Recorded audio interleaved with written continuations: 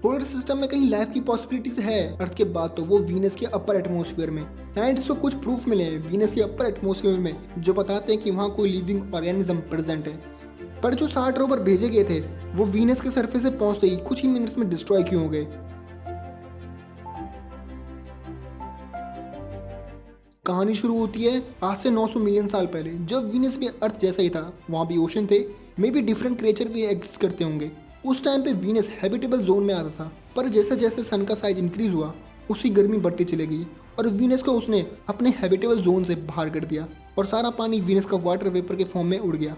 इस कारण की वजह से वहाँ का इकोसिस्टम डिसबैलेंस हो गया। जितनी भी CO2 वहाँ रॉक्स और वोल्केनोज में ट्रैप थी वो बाहर आ गई और पूरे एटमॉस्फेयर में फैल गई, क्योंकि CO2 एक ग्रीन हाउस गैस है, वो हीट को ट्रैप कर सकती है, जिस वजह से आज वीनस सोलर सिस्टम का सबसे हॉटेस्ट प्लेनेट है। वीनस का एटमॉस्फेयर 96% CO2, 3% नाइट्रोजन और अदर गैसेस जैसे प्योर सल्फ्यूरिक एसिड से बना है। वीनस का एटमॉस्फेयर 90% डेंस है अर्थ के एटमॉस्फेयर से, यानी वीनस की 3% नाइट्रोजन भी अर्थ की नाइट्रोजन से 4 गुना ज़्यादा है। फोस्फाइन गैस अर्थ में लाइफ से रिलेटेड है। ये गैस ऑक्सीजन पुअर इन्वायरमेंट जैसे मार्शलैंड में पाई जाती है और इवन कुछ मैमल्स के गट्स में भी, जैसे पेंगुइन और कुछ बैक्टीरिया इस गैस को प्रोड्यूस भी करते हैं। वीनस के एटमॉस्फेयर में यही फोस्फाइन गैस मिली है, पर ये गैस जियोलॉजिकल प्रोसेस से भी फॉर्म होती है, मगर वीनस में ऐसे कोई भी जियोलॉजिकल प्रोसेस एक्टिव नहीं है जो इस गैस को प्रोड्यूस कर सके। और वीनस के एटमॉस्फेयर में सल्फ्यूरिक एसिड होने की वजह से ये phosphine gas with in a second destroy हो जाएगी। इन कारणों की वजह से साइंटिस्ट को ऐसा लगता है कि वीनस के एटमॉस्फेयर में कोई लिविंग ऑर्गेनिज्म है जो इस फोस्फाइन गैस को कंसिस्टेंटली जनरेट कर रहा है। इसका एक और प्रूफ है वीनस की अल्ट्रावायलेट पिक्चर।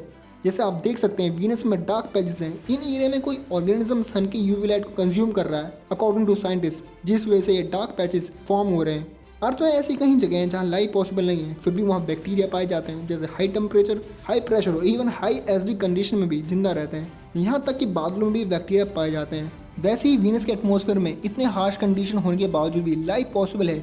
ये तो पक्का कि अगर वहाँ लिविंग ऑर्गेनिज्म प्रेजेंट होंगे डेफिनेटली बिल्कुल अलग होंगे, क्योंकि जैसा कि हमें पता है कि लिविंग ऑर्गेनिज्म अपने आप को अडेप्ट कर लेते हैं इन्वायरमेंट के हिसाब से टाइम के साथ साथ। वीनस के सरफेस से 50 से 60 किलोमीटर ऊपर अपर एटमॉस्फेयर में ह्यूमन कॉलोनी बसाने के लिए बिल्कुल परफेक्ट प्लेस माने जा रही है जहाँ ये फोस्फाइन गैस मिली है, क्योंकि वहाँ ग्रेविटी अर्थ से 90% सिमिलर है, यानी कि बोन और मसल्स में ज़्यादा असर पड़ने का कोई खतरा नहीं है। और वहाँ का प्रेशर और टेम्परेचर अर्थ जैसा ही है।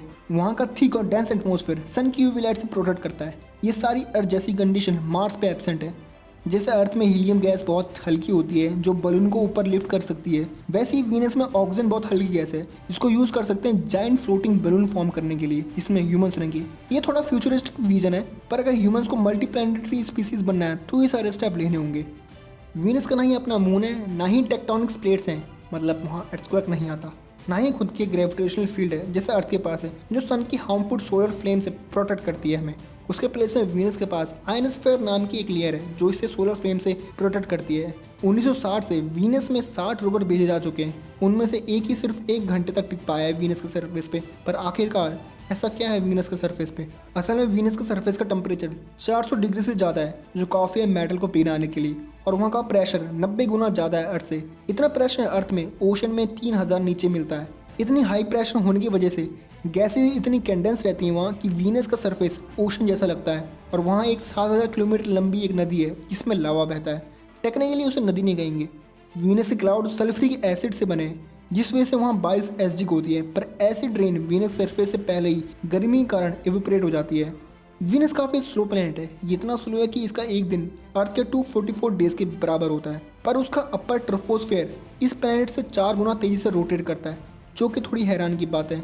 ये हाल वीनस का सन की वजह से हुआ है जिसने वीनस को अपने हैबिटेबल जोन से बाहर कर दिया। वैसे कुछ बिलियन साल बाद अर्थ का भी यही हाल होगा, क्योंकि सन जैसे जैसे ओल्ड होता जा रहा है वैसे वैसे और ज़्यादा ग्रो होता जा रहा है। वैसे इसके लिए काफ़ी टाइम है, तब तक ह्यूमंस मे बी और अदर गैलेक्सीज में बस चुके होंगे।